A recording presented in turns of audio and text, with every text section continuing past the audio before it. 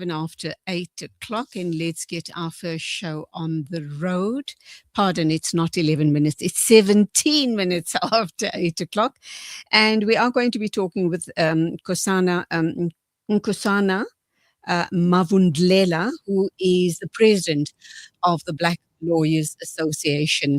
Now, we understand, and of course, this is a big story in South Africa, that four of South Africa's top law firms are suing the government over new Black employment and ownership targets aimed at undoing decades of racial injustice, calling them irrational and saying the timeline is unrealistic given the expertise required on this matter.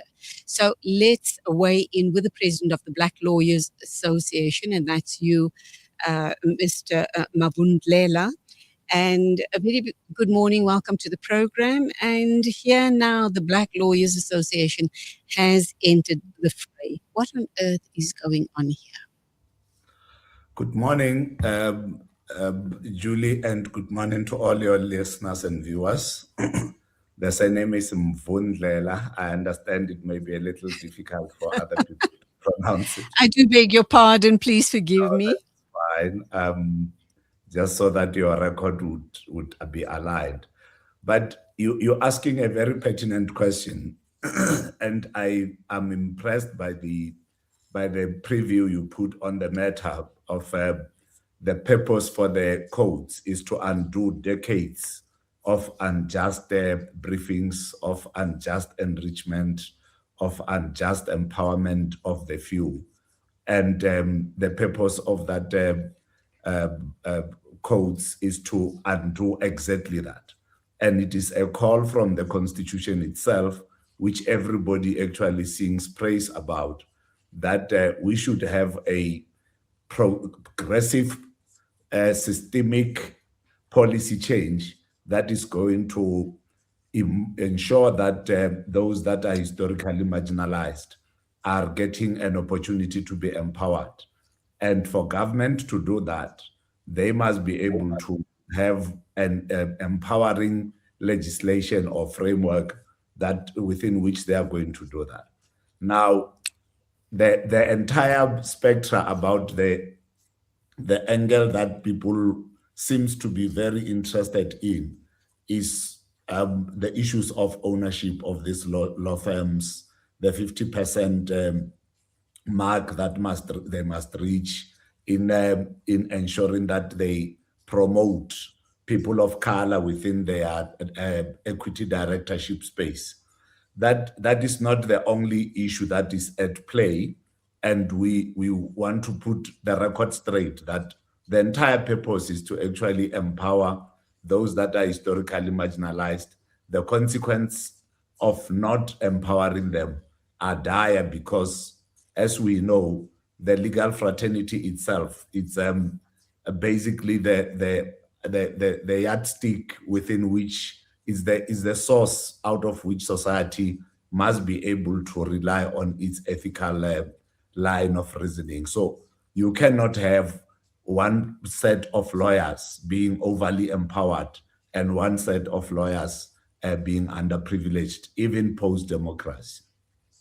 Absolutely, and that exactly preempts my next question, and that is the issue around discrimination, very especially in line with female, and I stress this, Black female lawyers are being also discriminated. And again, 30 odd years after we've, it's the fall of apartheid and we meant to be a free society, it is shocking that this is still playing out, very special as far as the legal fraternity is concerned. I wouldn't have expected it to play out in these spaces. We know that it's rife in possibly the circles of education and health services and everywhere else, but not the legal fraternity. But let me also put this question then to you. There are also sources suggesting that this case has come under scrutiny, and obviously the issue is around the white minority rule inflicted on us as a country, the non-white majority. This has been partly or possibly largely fueled by criticism by Donald Trump and South African born billionaire Elon Musk of all of their rantings and ravings over the past while in in the media, and also the case with the Afrikaners being given refugee status in the United States, which is actually a laughable situation. But surely that too adds fuel to the fire, does it not? Well, one, we must accept that South Africa exists within the greater global village, and as a result, whenever someone as powerful as Donald Trump sneezes, we definitely would catch the cold. But as a reality of where South Africa is, there is nobody in South Africa who is being racially discriminated, particularly white people. They know very well that there's no one who can stand up on any platform and say that all these rantings that have been made by Elon Musk and Donald Trump, President Trump as he is now, are having anything to do with policy shift in South Africa. Currently, we are dealing with a space that these codes have been under development from the year 2020. And to date, now that they have been gazetted, and coincidentally, it happens that they are being put in place when this public narrative from other international leaders is coming into play, it then becomes a sheer coincidence. But reality is, these codes have been under consideration for the longest time. Minister Patel took forever engaging even with these big white law firms, so much that even at the doorstep of his exit as a minister of trade and industry, we had already taken him to court to force him to actually gazette these codes. Now, if you cast your mind back to that reality, it would be a fallacy that this policy shift, it's in reaction to what is happening out there, and it is in perpetuation of ostracizing the minority in South Africa.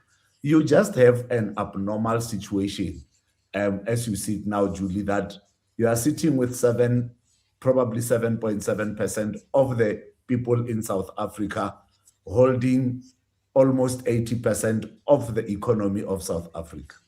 Now, that can never be a normal situation in any thriving democracy, because then you have a lot, 80% of abject poverty and that 20% of filthy rich. And as a result, you have such a societal imbalance that you are not going to be able to sustain. So with time, this is bound to somewhat explode into something that we all don't wish to see, because you don't want to see a scenario in which people start to revolt against the rule of law simply because they think that the rule of law services the few who are rich, and the poor who are not capable of constructing any policy then are excluded from the economy. So you must be able to progressively, as government, move brick by brick to change the setting so that you empower those that have been disadvantaged for the rule of law to thrive, and for you to be able to say you are economically empowering all your people bit by bit. And it is not an overnight exercise. 6 years is a long time for us to have come with these codes and for the minister to have now gazetted them. We must be able to use them to improve the empowerment of the historically marginalized, whilst those that are historically privileged acknowledges that actually that privilege made them what they are, because it wasn't an accident of history that they are big law firms. It was a deliberate act, and it was somewhat orchestrated into empowering them. Now we need policies that are going to be orchestrated into empowering a lot of the majority of the Black people in South Africa. You mentioned a very important aspect of our society. Women in South Africa, in terms of statistics, South Africa's recent reports, occupies more than 53% of society in South Africa. If you were to go to universities and ask how many how many graduates are they producing, and of those graduates, how many are actually black female, you would realize that they far outnumbers the male graduates that are coming into the fold. Where do you see them in the legal fraternity? You don't see them. They don't survive a lot. A lot of them ends up actually in full-time employment somewhere else, simply because the majority of of firms in South Africa do not have capacity to train them, do not have the financial muscles to train them, and as a result, they fall by the wayside because the system requires of them to have pre-training before they get admitted. But when they don't have spaces for them to be trained, they're going to definitely look for opportunities somewhere else. Why did they go study law? It's for anybody's guess. Now, we cannot sit with this narrative being pushed around on the basis of somebody assuming that we are saying it must be an automatic exercise, that the ownership in these big law firms must somewhat be unbundled. It's a process that they must be able to design internally on how do they reach these goals. Lastly, before they could actually qualify in terms of these codes, BEE has been in existence for the past 29 years in my recollection. The BEE codes themselves, the BEE Act, has been there for the longest time. Now, we cannot be saying when we are improving the implementation of the BEE, that is an old existing policy. Now we are told it is unconstitutional, when it is actually the improvement of an existing policy. It cannot be correct, and we hold a view as the BLA that we must be able to support that trajectory, but ensure that government implements it to the letter, and that give Black people as much opportunity just as they gave the big law firms opportunity to do quality work that gave them a lot of income, that gave them capacity to build internal capacity that they have. Okay, I do want to make a comment there regarding the law firms do not have the capacity to train newly qualified graduates, particularly Black female law graduates. I think it's just a matter of not having the will. They're not making the space available for Black graduates to enter the space. That's my personal comment. In wrapping up then, let's look at the current situation regarding this lawsuit. How do you think it's going to play out? We do know that the largest law companies in South Africa has taken up this case. What do you see? How do you see it going forward? Well, we believe that whatever becomes the decision in the High Court in Pretoria, the likelihood is that it may end up actually at the Constitutional Court. Therefore, it is important that as it is adjudicated upon in the High Court in Pretoria, we be able to correctly represent our case and correctly argue for the upholding of these codes. And at every level that we are going to go until the Apex Court, we will definitely be defending those codes, because we believe that they must be implemented to empower Black people and to empower Black women and women in general, Julie. I can tell you now that it may just be that we are not speaking about actual statistics, me and you now, but reality is white women are also still underprivileged to a large extent. Black women are worse. Black men are actually at the twilight end. The issue that you just raised now about training Black females, the point I'm making there is that these many law firms, remember, you're talking about the big law firms, which are fewer. The many law firms where all these Black females are originating from and where they are found do not have the capacity to train them, because they don't have the financial muscle to pay them. they don't have also the space to house them. So it is not a question of, in those spaces, it's not a question of willingness. It's a question of lack of opportunity to be empowered by quality work that comes both from the private sector and from government.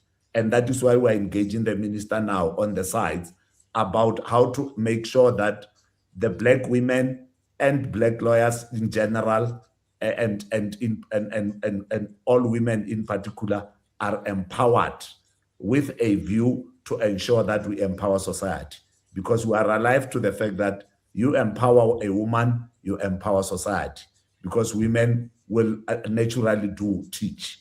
Now, we cannot be sitting with this narrative where people are continuously having excuses as to why we are not equating the equals. We all have similar degrees. We all come from similar universities. We should be able to be given opportunity by being empowered financially and quality work-wise, so that we are able to change the face of the legal profession. And that's where we leave it. It is a story that we will be following very, very closely. Thank you indeed for your insights, Mr. Mvundlela. I got that right this time around. President of the Black Lawyers Association. God bless and go well. Thank you indeed. Thank you very much, ma'am. Thank you for having me. Pleasure. It is exactly 8:33 a.m. and we are moving along on News and Views right here on Salam Media.